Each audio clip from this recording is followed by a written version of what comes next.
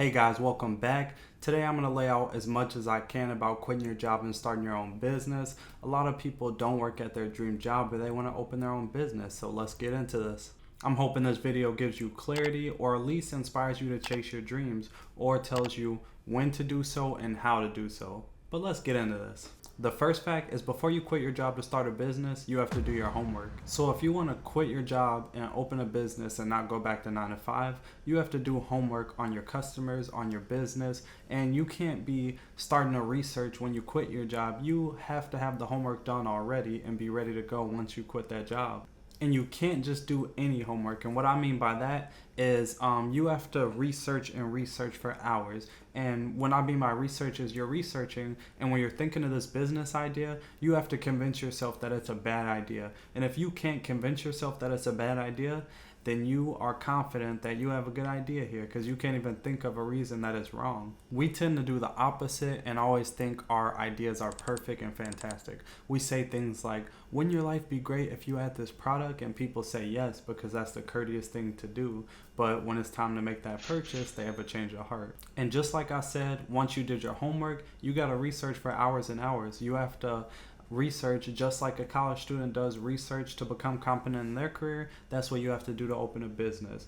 And once you find that niche of yours, you have to make sure you do it different and stand out. You need to do a niche that's in high demand that is different than everyone else. The second fact is you need a plan for growth. Starting a business is tough and you might not make profit right away. And lots of owners just hope for the best and don't think about what if I don't make a profit right away. The first year or two can be really tough, especially to maintain that positive momentum you got going because everyone's supporting at first, right? But then after everyone's supporting, once you open it, then you go down, down, down. So the first year or two can be tough to gain that positive momentum. But what I encourage you to do is be pessimistic. Don't be optimistic. Think this is not going to work. I have to find a way to make this work. And once you're pessimistic, you use that to motivate yourself. You use your self-doubt to motivate yourself. Because if you say, man, this is going to go so great, then once it doesn't, you're not going to be ready. So be pessimistic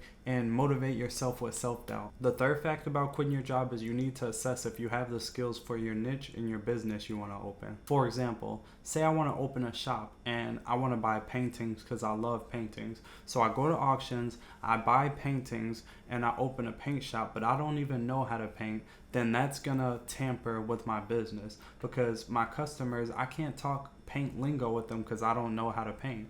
I can't sell things to them because I don't know how to paint. So what I encourage is you take a class to learn more about painting, and that'll make you more competent and make you make more sales. The more you know about your products, the better. And you may even need to take a class on becoming an effective entrepreneur. And there's nothing wrong with that. There's so many classes available for you. So sit down, find what classes can make you most successful, and get that training. The fourth fact about quitting your job is you need to save up before you quit your job. Saving money is essential because not only do you have to cover the cost of all the things that you have to buy for the business, but you still have to pay bills. And you may not even make a profit from the business for the first 6 months to even a year. So I suggest saving up for at least 5 months or 6 months, and maybe even a year if you're not saving that much, because it's hard to save, especially because time is flying, right? So save for a year. The fifth fact about quitting your job to start a business is that you need a network of support. Starting a business can be lonely because it's not like an office job. You don't have colleagues to lift you up.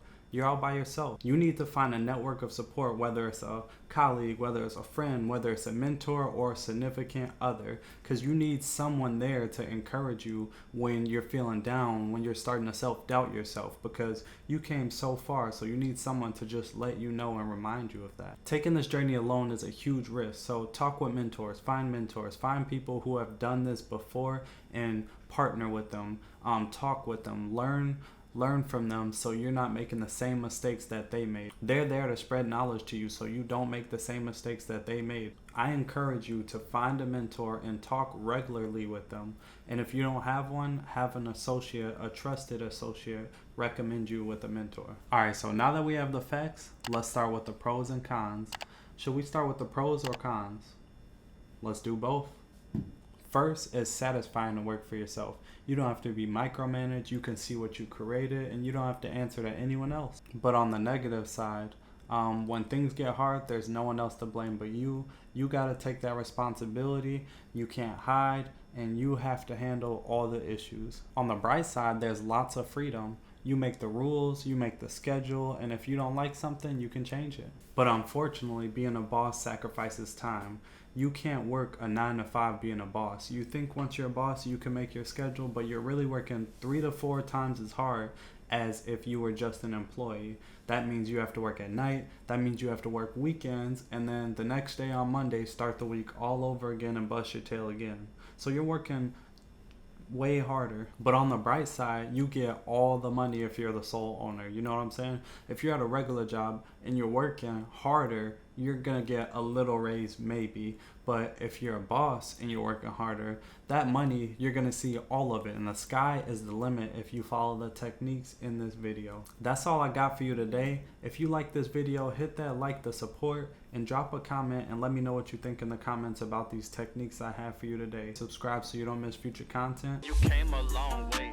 Just look at what you've done. You stressing about the future, think of battles that you won. Don't quit on me, you getting better, journey just begun. I know you thinking life is hard, you're not the only one. When life get hard, you stand. You don't always need a plan. Sometimes you just need to breathe. Show some trust and just believe. What you focus on, expand. You got the power.